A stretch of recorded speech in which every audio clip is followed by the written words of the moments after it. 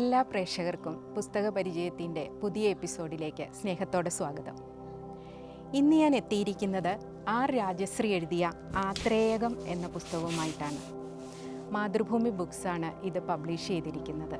400 പേജോളം വരുന്ന ഈ പുസ്തകത്തിൻ്റെ വില 450 രൂപയാണ്. എൻ്റെ കയ്യിലിരിക്കുന്ന ഈ പുസ്തകം ഇതിൻ്റെ 17ാമത്തെ പതിപ്പാണ്. 2025 ബെസ്റ്റ് സെല്ലറായിട്ടുള്ള ഒരു പുസ്തകമാണ് ആത്രേയകം. ആർ രാജശ്രീ എന്ന എഴുത്തുകാരി നമുക്ക് ഏവർക്കും സുപരിചിതയാണ്. തലശ്ശേരി ബ്രണ്ണൻ കോളേജിൽ മലയാള വിഭാഗം അധ്യാപികയാണ് ടീച്ചർ. കല്യാണിയെന്നും ദാക്ഷായണിയെന്നും പേരായ 2 സ്ത്രീകളുടെ കഥ എന്ന ആദ്യ നോവൽ കൊണ്ട് തന്നെ സഹൃദയരുടെ മനസ്സിൽ ഇടം നേടിയ എഴുത്തുകാരിയാണ് രാജശ്രീ ടീച്ചർ. 2021 കേരള സാഹിത്യ അക്കാദമി അവാർഡിന് ഈ നോവൽ അർഹമായിട്ടുണ്ട്. ആ നോവലിൽ നിന്നും പിറന്ന രണ്ടാമത്തെ മികച്ച ആ എഴുത്തുകാരിയിൽ നിന്നും പിറന്ന രണ്ടാമത്തെ മികച്ച നോവലാണ് ആത്രേയകം. ഇതിഹാസത്തിനെ ബേസ് ചെയ്ത് മഹാഭാരതത്തിൽ നിന്ന് നിരവധി നോവലുകൾ നമ്മൾ വായിച്ചിട്ടുണ്ട്, നമ്മുടേതായിട്ടുണ്ട്. MDയുടെ 2-ാം ഊഴം, PK ബാലകൃഷ്ണൻ്റെ ഇനി ഞാൻ ഉറങ്ങട്ടെ, VS ഖണ്ഡേക്കറുടെ യയാതി, പ്രതിഭ റായിയുടെ ദ്രൗപദി തുടങ്ങി നിരവധി നോവലുകൾ. എന്നാൽ അതിൽ നിന്നും ഒക്കെ വ്യത്യസ്തമായിട്ട് അത്രയധികം ശ്രദ്ധിക്കപ്പെടാത്ത ഒരു കഥാപാത്രത്തെ മുൻനിർത്തി ധാരാളം കഥകളും ഉപകഥകളും കഥാപാത്രങ്ങളുമുള്ള ഒരു അക്ഷയപാത്രം പോലെ ഖനിയായിട്ടുള്ള മഹാഭാരതത്തിൽ നിന്ന് തന്നെ ടീച്ചർ തിരഞ്ഞെടുത്ത ഒരു നോവൽ തൻ്റെ തന്നെ രചനാ വൈഭവം കൊണ്ട് മികവുറ്റതാക്കിയതാണ് ആത്രേയകം. പാഞ്ചാല രാജ്യത്തെ രാജാവായ ദ്രുപദൻ്റെ ഏക മകനാണ് നിരമിത്രൻ. നിരമിത്രൻ്റെ വിവാഹം ദശാർണ രാജകുമാരിയുമായി തീരുമാനിക്കുന്നു.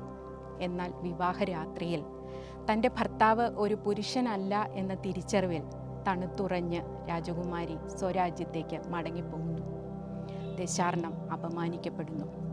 ഇതിൽ കുപിതനായ ദ്രുപദൻ തൻ്റെ രാജ്യത്തെയും തൻ്റെ കുലത്തെയും അപമാനിച്ച പുത്രനോടുള്ള രോഷവും ഇങ്ങനെയൊരു പുത്രനെ പ്രസവിച്ചതിലുള്ള റാണിയോടുള്ള അമർഷവും തീർക്കാൻ വേണ്ടി റാണിയെയും വലിച്ചിഴച്ചുകൊണ്ട് പുത്രൻ്റെ മുമ്പിലേക്ക് എത്തുന്നു. പ്രചണ്ഡമായ വേഗത്തോടെ അവിടെ വെച്ച് ദ്രുപദൻ റാണിയെ ഭോഗിക്കുന്നു. ഇതെല്ലാം സ്തബ്ധനായി നോക്കി നിൽക്കുകയാണ് നിരമിത്രൻ. എന്നിട്ട് അദ്ദേഹം പറയുന്നുണ്ട്, സ്ത്രീ എന്നത് പുരുഷന് വേണ്ടി വിളമ്പി വച്ച വിഭവമാണ്. യോജിച്ച രീതിയിൽ അതെങ്ങനെ ഉപയോഗിക്കണമെന്ന് കണ്ടുപഠിക്കൂ, ഇല്ലെങ്കിൽ നീ ഇവിടുന്ന് ഇറങ്ങിപ്പോകൂ. സ്തബ്ധനായി നിന്ന് നിരമിത്രനെ പോലെ വായനക്കാരെയും ഞെട്ടിക്കുന്ന ഭാഗങ്ങളാണ് ഇവിടെ. ദശാർണത്തിൽ നിന്ന് പിന്നീട് യുദ്ധഭീഷണി തൻ്റെ രാജ്യത്തിന് വരുമ്പോൾ തൻ്റെ രാജ്യത്തെ യുദ്ധത്തിൽ നിന്ന് രക്ഷിക്കേണ്ട ഉത്തരവാദിത്വം നിരമിത്രൻ ഏറ്റെടുക്കുന്നു. നിരമിത്രൻ ആത്രേയത്തിൽ എത്തുന്നതോടെ കഥ വികസിക്കുന്നു.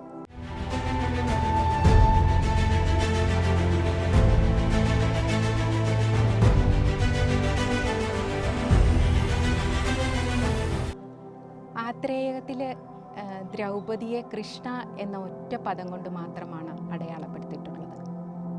ദൈവികമായ എല്ലാ പരിവേഷങ്ങളും മാറ്റി നിർത്തിക്കൊണ്ട് അതിലെ ഓരോ കഥാപാത്രത്തിനെയും വ്യക്തിത്വവും സ്വത്വവും നൽകി അവതരിപ്പിക്കാൻ ടീച്ചർ ശ്രദ്ധിച്ചിട്ടുണ്ട്. കൃഷ്ണ കറുത്ത നിറമുള്ളവൾ, തേനിൻ്റെ നിറമാണ് അവർക്ക്. സൗന്ദര്യധാമം എന്നൊക്കെ നമ്മൾ കൃഷ്ണയെ അറിയപ്പെടുന്നുണ്ട്. കറുപ്പിനെ അവഹേളിക്കുന്ന ഇന്നത്തെ സമൂഹത്തിൽ കൃഷ്ണയെ എന്തുകൊണ്ടാണ് വായിക്കപ്പെടാതെ പോകുന്നതെന്ന് അതിശയത്തോടെ മാത്രമേ ചിന്തിക്കാൻ കഴിയുകയുള്ളൂ.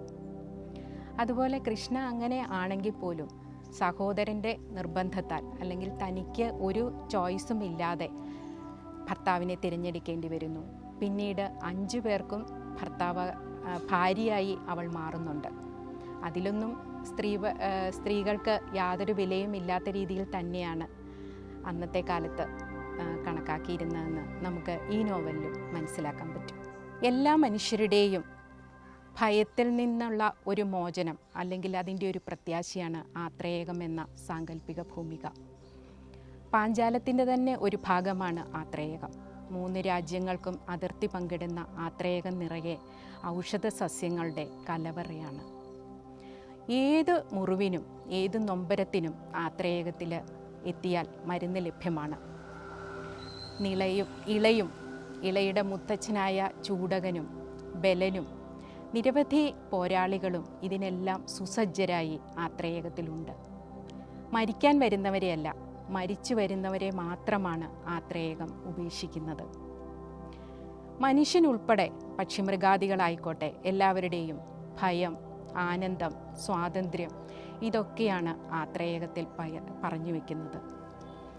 ഏത് ഉയർച്ചയ്ക്കും ഒരു താഴ്ചയുണ്ട്, എല്ലാ സന്തോഷത്തിനും ഒടുവിൽ ഒരു ദുഃഖമുണ്ട്. അതുപോലെ തന്നെ എല്ലാ വിജയത്തിനും പിന്നിലും ഒരു പരാജയമുണ്ട്. ഇതൊക്കെ ആത്രേയകം നമ്മളെ ബോധ്യപ്പെടുത്തുന്നു. ജീവികളുടെ ഭയം തന്നെയാണ് എന്ന് തുടക്കത്തിൽ ടീച്ചർ നോവലിൻ്റെ ആരംഭത്തിൽ പറയുമ്പോഴും ഭയത്തെ നിന്ന് ഒളിച്ചോടുകയല്ല, ഭയത്തിനെ നേരിടണം എന്ന ഒരു വ്യാഖ്യാനത്തിലേക്കാണ് നോവലിൻ്റെ അവസാനം എത്തിച്ചേരുന്നത്. അധികാരഭ്രാന്തിൻ്റെ പേരിൽ ചവിട്ടി അരയ്ക്കപ്പെടുന്ന നിരവധി സാധാരണക്കാർ അവരുടെ ആഗ്രഹങ്ങൾ ബലികഴിക്കപ്പെടേണ്ടി വരുന്നു, രക്തസാക്ഷികളാകുന്നു. അങ്ങനെയൊക്കെ നോക്കുമ്പോൾ ആത്രേയകത്തിന് ഒരു രാഷ്ട്രീയ ഭൂമിക കൂടി പറയാനുണ്ട്. മികച്ച യോദ്ധാക്കളായിരുന്നിട്ടും നിരമിത്രനും ഇരാവനും ഘടോൽക്കജനുമൊന്നും അത്ര തന്നെ വിജയിക്കാതെ പോയതിൻ്റെ പിന്നിൽ അവരുടെ കർമ്മമല്ല, ജന്മമാണെന്ന് ജന്മം കൊണ്ടാണ് ഒരാളുടെ വ്യക്തിത്വവും ഒക്കെ അടയാളപ്പെടുത്തുന്നുള്ള ഓർമ്മപ്പെടുത്തൽ കൂടി നോവലിസ്റ്റ് നമുക്ക് തരുന്നു. അതുപോലെ തന്നെ നിരമിത്രൻ നേരത്തെ പറഞ്ഞല്ലോ, പുരുഷനാണ് തൻ്റെ ഭർത്താവിൻ്റെ പുരുഷത്വത്തെ ചോദ്യം ചെയ്ത് ഇറങ്ങിപ്പോയ രാജകുമാരിയെക്കുറിച്ച്. അടിച്ചേൽപ്പിക്കപ്പെടുന്ന ആണത്തം അല്ലെങ്കിൽ സ്ത്രീത്വം എപ്പോഴും അത് അനുഭവിക്കുന്നവർക്ക് ബാധ്യത തന്നെയാണ്. നിരമിത്രനെ പോലെ തൻ്റെ പുരുഷത്വം അഭിനയിക്കേണ്ടി വരുന്ന നിരവധി പേർ ഇന്നത്തെ സമൂഹത്തിലും നമുക്ക് കാണാൻ കഴിയും. മറ്റൊരാളാൽ അപഹാസ്യപ്പെടുത്തുമ്പോൾ മാത്രമാണ് തൻ്റെ ജെൻഡറിനെ കുറിച്ച് നിരമിത്രൻ ബോധ്യപ്പെടുത്തുന്നത് അല്ലെങ്കിൽ ബോധവാനാകുന്നത്. അധികാരത്തിൻ്റെ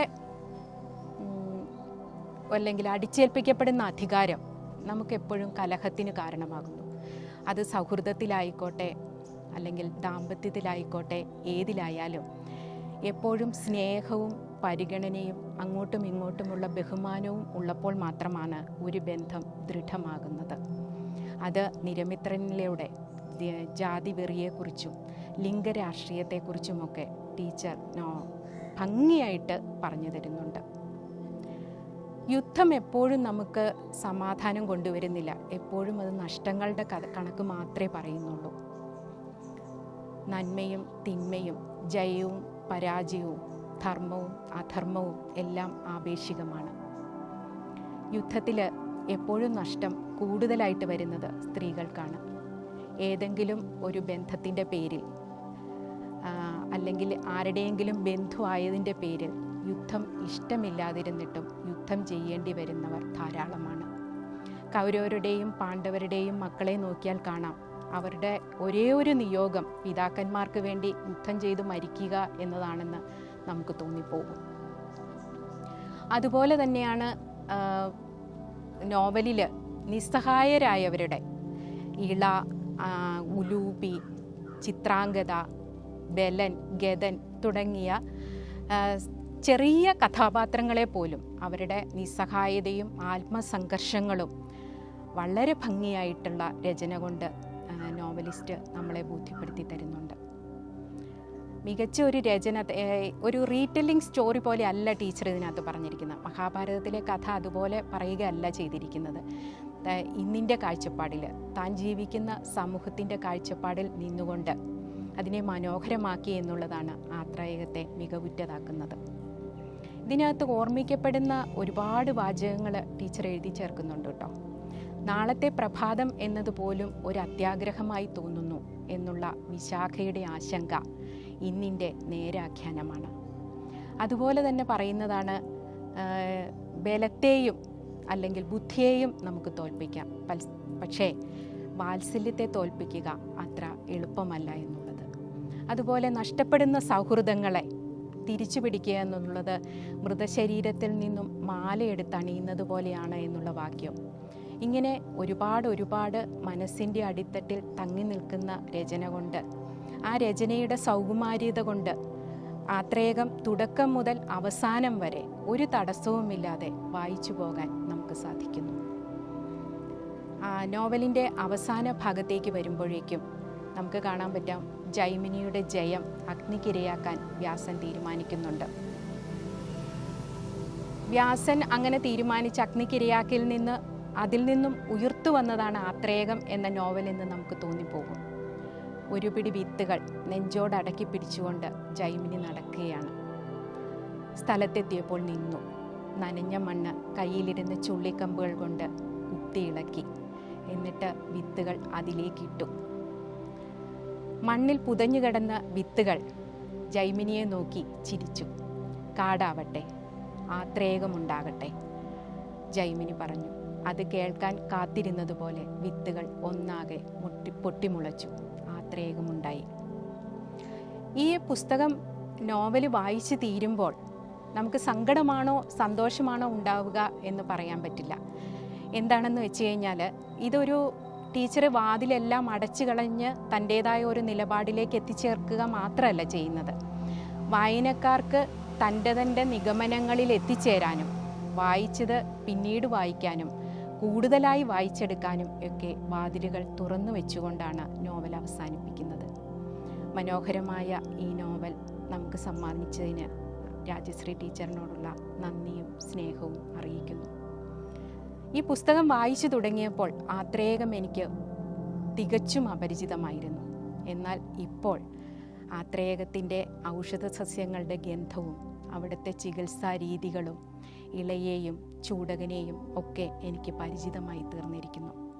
പ്രിയപ്പെട്ട വായനക്കാരെ, നിങ്ങൾക്കും അങ്ങനെയായിരിക്കും.